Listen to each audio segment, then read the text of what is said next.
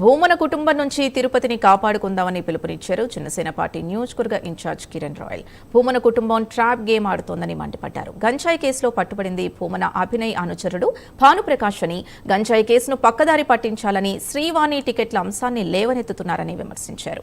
ప్రధాన అనుచరుడు దొరికాడని, అభినయ్ రెడ్డిని కాపాడుకోవాలని భూమన ప్రయత్నిస్తున్నాడని ఆరోపించారు. భూమన కుటుంబాన్ని తిరుపతి ప్రజలు అసహ్యించుకుంటున్నారని చెప్పారు. తిరుపతిలో అలజడులు సృష్టించేందుకు భూమన కుటుంబం ప్రయత్నిస్తోందని ఆరోపించారు. కాపాడుకుందాం, తిరుపతిని కాపాడుకుందాం. ఎందుకు ఎన్నిసార్లు చెప్తున్నా అంటే, గత 4-5 రోజులుగా 5-6 రోజులుగా మనం తిరుపతిలో జరుగుతున్న పరిణామాలు చూస్తున్నాం. జరిగింది ఒకటి, దాన్ని క్రియేట్ చేసింది ఒకటి.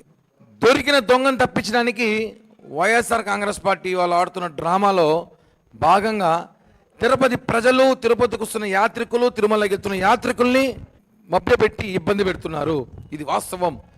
ఇవంతా కూడా భూమన ఆడుతున్న ట్రాప్ గేమ్ వాస్తవం. ఎందుకంటే ఒక 8 కేజీల గంజాయి ఒక అతన్ని దొరికితే దాన్ని డైవర్ట్ చేయడానికి అతని నాయకుడు ఎవడు?